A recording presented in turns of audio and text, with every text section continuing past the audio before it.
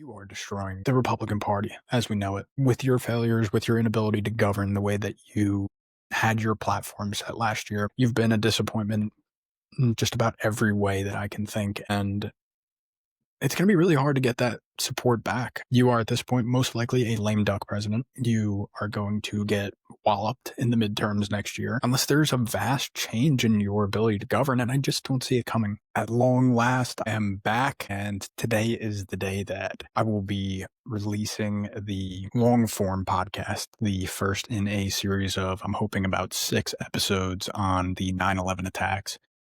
So I hope that you go and enjoy that down at the Substack. And other than that, today we have a short episode that I just want to detail a little bit of something that I've been thinking about recently. That is the breakdown of the Republican Party here in 2025. Let's get right into it.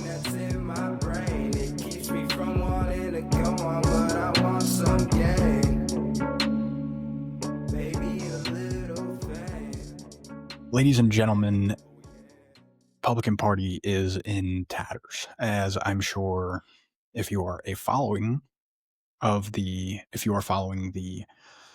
political climate as we speak, it is not a pretty scene. But I think that there's one person really to blame for all of this, and that is the President of the United States in Donald Trump.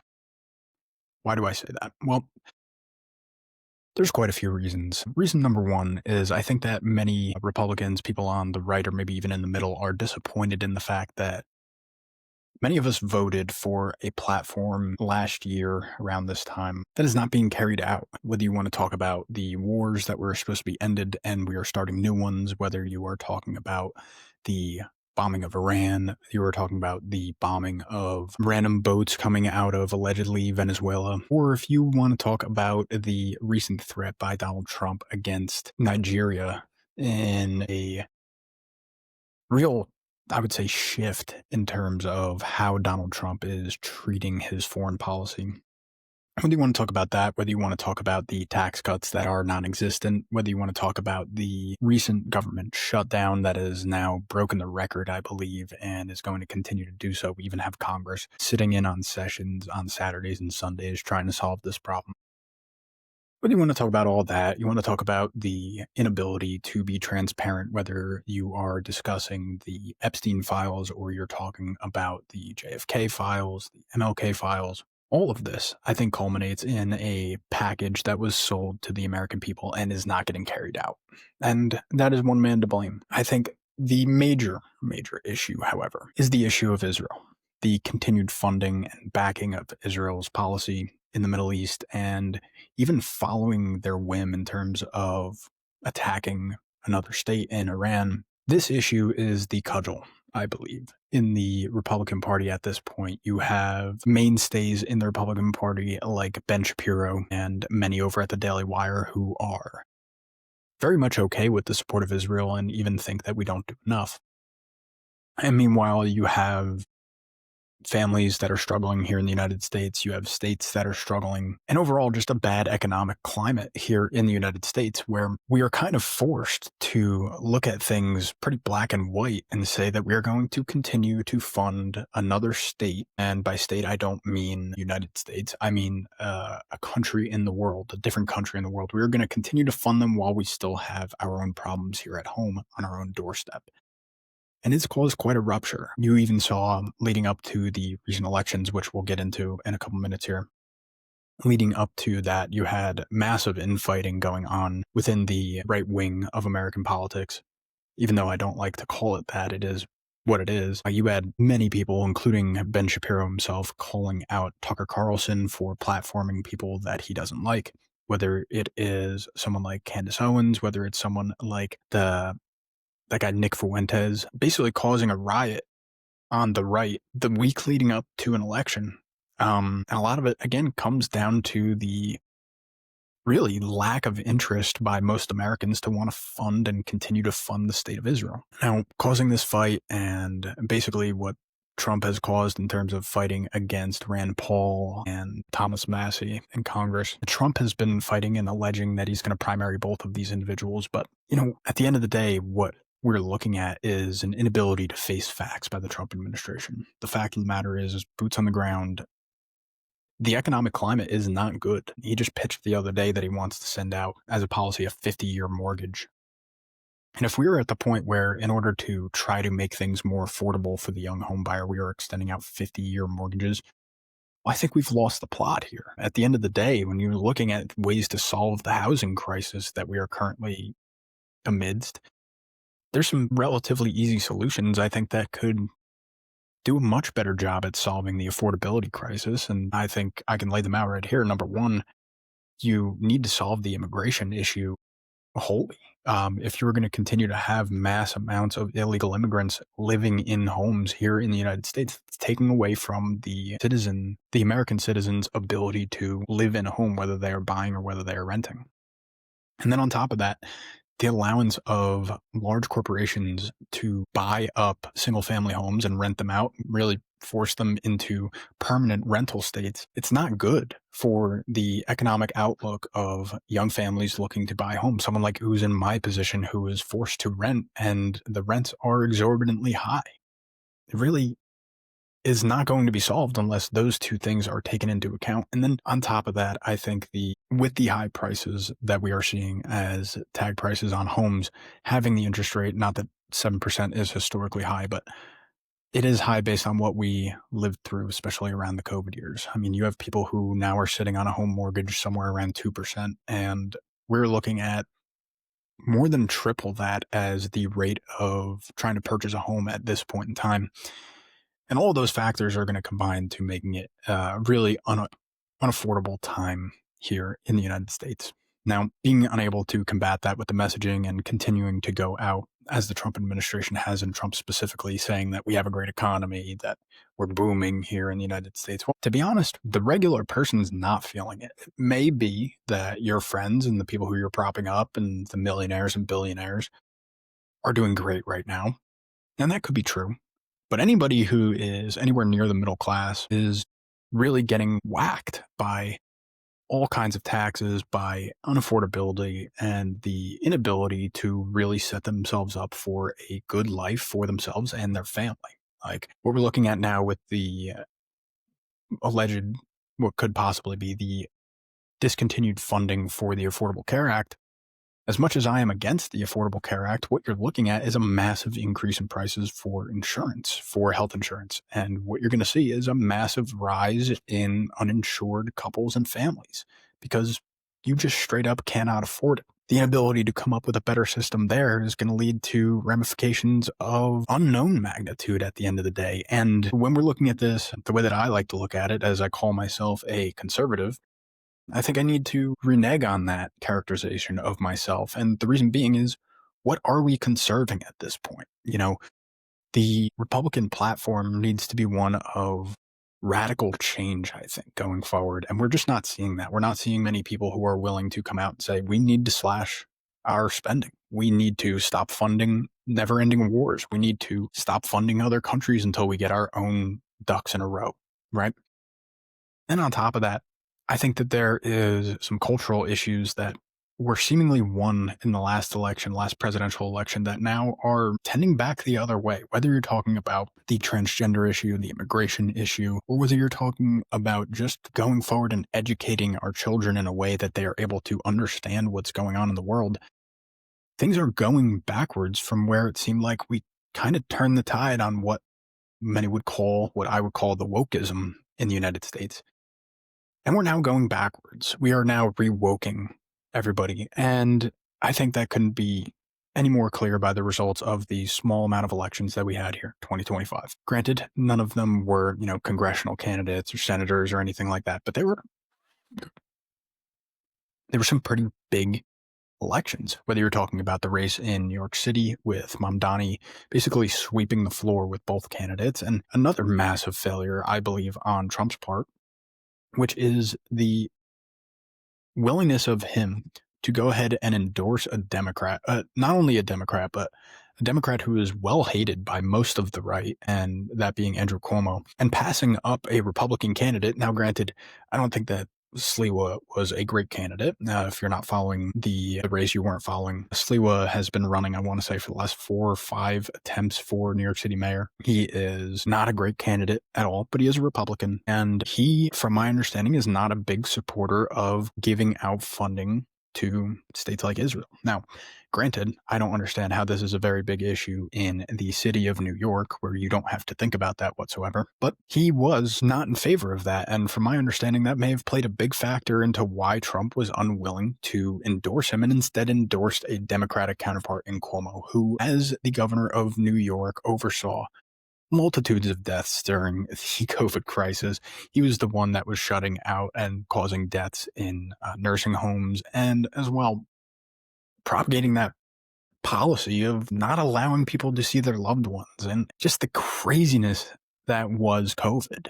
He propagated a lot of it, and instead Trump endorsed him over a Republican. And the way that I look at that is that it is a massive failure on Trump's part. Inability to recognize that Cuomo was not well liked. The only people that were really going to like him were Trump's buddies in New York City. And at the end of the day, they both, even, you can't even blame the loss on Sliwa, although I think it's very detrimental to have any race that you are basically having candidates running all from the same point of view. Mamdani actually won the primary on the Democratic side, even though he is a self-stated socialist. He won the Democratic. If you're looking for anyone to step out, it should have been Cuomo, and instead people are getting upset. People of Trump's ilk and people like Ben Shapiro are upset that Sliwa didn't step away. And here's my problem with that. The one who couldn't step away was Cuomo. The one who was not allowed to espouse his ideas as a Republican platform was Sliwa. And instead, what you ended up getting was a win by Mamdani, who is pushing policy that, in my opinion, is going to make the already struggling city of New York really probably head into a tailspin. And you got him as a winner with more than a majority. He won outright. Even if, say, Sliwa dropped out and somehow every single person that was going to vote for Sliwa voted for Cuomo, he still would have won. Mamdani would have won handily, and it's just a massive disappointment. The further disappointment comes in the race in New Jersey and then furthermore in Virginia. So what happened in New Jersey is Jack Ciattarelli, who most recently lost to the incumbent in Murphy in New Jersey, lost a very thin margin the last go around. I want to say he lost by like 2 points. Maybe it was like 51-48 or something like that. And this time goes against actually my congresswoman here in New Jersey, and Mikey Sherrill. Now, Mikey has been an utter disappointment, unable to actually stand up on her own values, even having, as my great friend John likes to talk about, an opportunity to stand up for something that she was for, and that is the increase of the SALT tax, the state and local tax reductions in New Jersey, and instead decided to abstain from the vote because she did not want to affect her voting possibility in the future. And I think that instance in and of itself explains Mikey Sherrill the best. She's a snake. She is someone who really is going to do whatever it takes to get elected further. And I think she has very high aspirations for herself and her political campaigns going forward. And with that being said, Jack Ciattarelli, the challenger, really in this instance, failed. His campaign, in my opinion, was centered around issues that did not matter to the average person in New Jersey. He centered a lot of his campaign again around Israel and his support for Israel and the Jews in general. When we're all New Jerseyans here, we're not voting for your policy on Israel or any other state for that matter. We care about New Jersey. We care about how our state has been torn apart really under Murphy's regime, and even going back further than that, basically every governor of New Jersey has sucked for a long time. And instead, we get Mikey Sherrill because of the inept campaign, in my opinion, run by Jack Ciattarelli. Now in Virginia, you had two pretty important races, one of them being the governorship that was lost. Now, I did not know this, but Virginia does not have by their law, you cannot run for re-election as governor in consecutive terms. So Youngkin was out. That was the big win that was touted in 2020, I want to say, 2020, 2021. And Youngkin was out. So automatically it had to be new candidates. And the candidate for governor on the Democratic side actually won by something like 15%. That's Spanberger, won over a black female Republican in Winsome, Earl Sears just got utterly crushed. And that's disappointing, but the more so disappointing one was the AG race. Now, the AG race was not particularly close either. Jay Jones, the Democrat, defeated Jason Mayeris, something like 5%, 6%, it looks like. And the disappointing fact was that there was leaks coming out about Jay Jones and having basically murdering ideology against his opponent and against the right wing in America in general. And yet, with those leaks, with that coming out, it was a handy win for Jay Jones. And at the end of the day, what you look at is a really complete sweep for, I would say, leftist, even leaning ideology, and a complete loss for the Trump administration and Republicans and conservatives in general. So again, I go back on saying that I don't think that we are conservatives anymore. We need to build back a culture and a country that we are proud of here. And we're not really conserving anything. What we would be conserving right now, if we are true conservatives, which I think Trump has actually done a good job, is the crony capitalism that has existed in this country for quite some time now. The fact that as long as your friends are in high places, you're going to get great deals, you're going to have great business opportunities, and if you're on the wrong side of things, you're going to get crushed. And I think that's going to continue. As I can remember it now, granted, I'm very young, but as I can remember, it's been that case ever since Obama stepped into office, and it's going to continue to be that case for quite some time. You see all of the different deals that Trump is willing to do as long as whoever he's dealing with, whether it be like an NFL owner, someone with the MLB, someone in fashion, movie maker, as long as they're on Trump's side verbally, then that's fine by him. And he's going to push that candidate. He's going to push that person, or he's going to get the deal for that executive. He's going to make sure that the state spends the money on the stadium that the pro sports wants. But if you're on that other side, you're just going to get crushed. And, when the boot falls on the other foot, like I like to say a lot, when Trump is no longer in power, well, we're only going to have to wait and see. It's like that. It's like that thing that they came out with, the AI surveillance, the Palantir organization. They came out with that, and it's getting forwarded in the upper echelons of the politicians in the United States. All I can think of is, okay, well, I'm not really okay with anyone having it, but I bet a bunch of people are okay as long as it's Trump running it. What happens with the next one? Well, we're going to have to wait and see on a lot of those things. The levers of power that Trump is now exuding, they're so tremendously influential. And if we are not really keeping our eyes out for someone who's going to reduce the power that the government has, and especially the executive branch, we're going to continue to see our lives get swallowed up and sold up to the highest bidder, whoever is going to help out those in power the most and whoever their buddies are. So just wanted to get out here and say, first of all, go check out my show over on Substack. I'm proud of it, and I can't wait to get further into it. The research I've been doing has been very illuminating to me. And secondly, Trump, this message is directly for you. You are destroying the Republican Party as we know it, with your failures, with your inability to govern the way that you had your platform set last year. It's been disappointing to watch. You've been a disappointment in just about every way that I can think, and it's going to be really hard to get that support back. You are at this point most likely a lame duck president. You are going to get walloped in the midterms next year unless there's a vast change in your ability to govern, and I just don't see it coming. So without any change, I think you are an extreme failure, President Trump, and I can only hope and pray that you have some sort of idea where you're going with this, because otherwise, we as Americans are just going to see our futures falling further and further away from us, and that American dream becoming a fleeting reality rather than something actually attainable.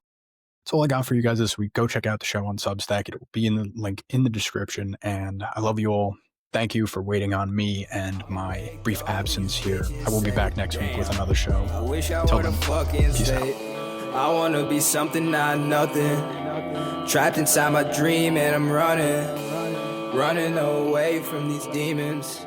But the feeling's so good, I'ma keep dreaming.